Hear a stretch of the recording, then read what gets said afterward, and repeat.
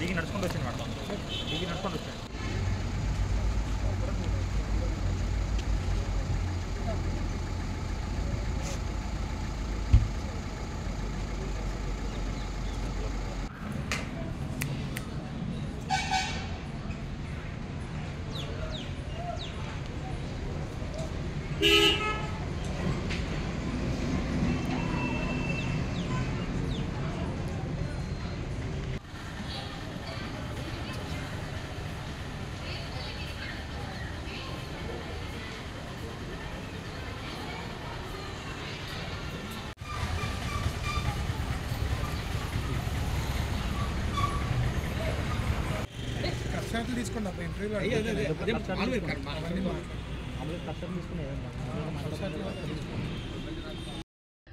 Media మిత్రులందరికీ నా నమస్కారాలు. ఇన్ అడ్వాన్స్ హ్యాపీ సంక్రాంతి అండి. అండ్ నా పేరు శ్రీ రాపాక, మాది రావణపాలెము, దేవరపల్లి మండలము. ఇంతకుముందు నేను దేవరపల్లి మండలం అంటే 10th క్లాస్ వరకు ఇక్కడ చదువుకున్నాను.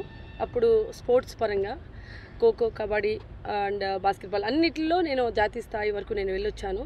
దాని తర్వాత నేను ఫ్యాషన్ డిజైనింగ్ చేసి హైదరాబాద్లో ఉండడం జరిగింది. అలాగే మూవీ రంగానికి వెళ్ళాను.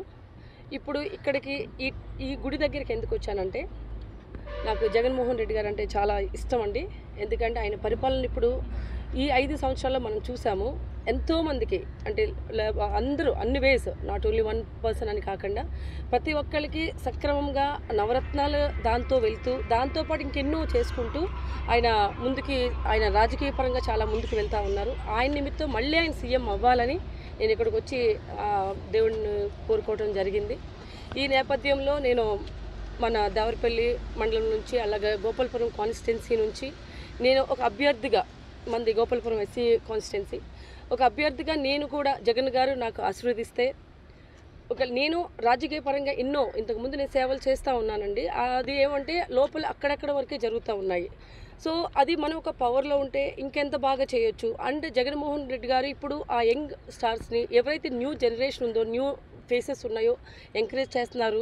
సో దానిలో కూడా నా వంతు నేను ట్రై చేసి, నా వరకు నేను ఇంకా ఎంతవరకు నేను సమాజ సేవ చేయొచ్చు, రాజకీయ పరంగా ఇంకెంతవరకు నేను ఇంకా అభివృద్ధి చేయగలుగుతాను. ఎందుకంటే మనకున్న దానిలో కొంచెమే చేస్తున్నాము. అదే ఒక పవర్ ఉంటే ఇంకా బాగా చేయొచ్చు. ఆ ఉద్దేశంతో జగన్మోహన్ రెడ్డి గారు నాకు గనక అవకాశం ఇస్తే ఈ గోపాలపురం నియోజకవర్గాన్ని ఇంకా మోడర్న్గా ఇంకా బాగా అభివృద్ధి చెందేలాగా నా వంతు నేను కష్టపడడానికి సిద్ధంగా ఉన్నానండి.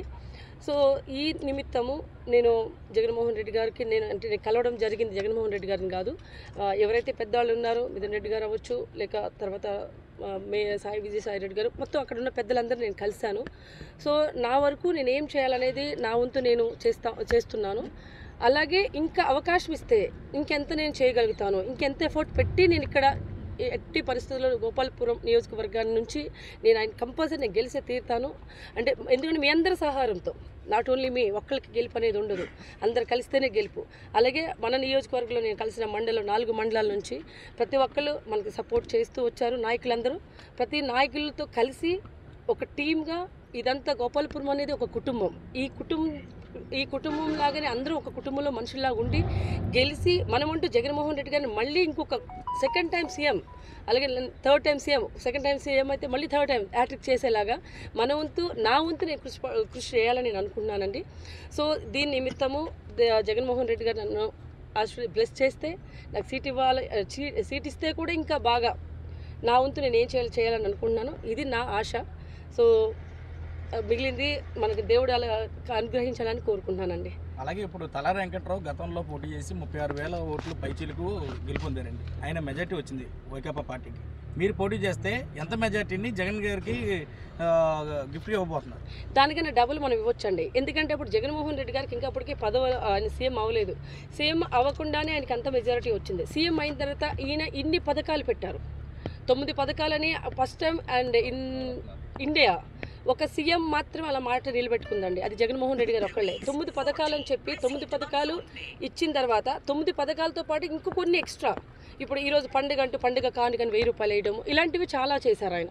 సో ఇలా తీసుకుంటే కనుక ఆ లాస్ట్ ఉన్న మెజారిటీ కన్నా డబుల్ మనకు వస్తుందని నేను నమ్ముతున్నానండి.